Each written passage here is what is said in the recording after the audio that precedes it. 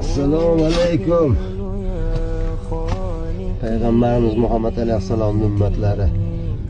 Ummatiman, payg'ambar Muhammad alayhissalomning ummatiman degan bandalar eshitdinglar.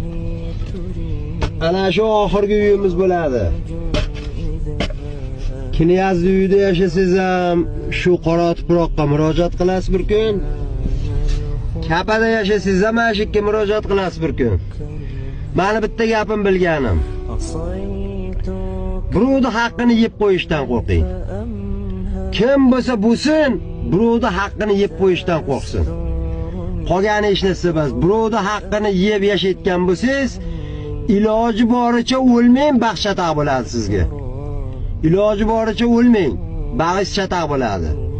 Birovlarga berib, birovlarga yaxshilik qilib yurgan bo'lsangiz, hozir o'lsangiz ham alam qilmaydi. Nimaga?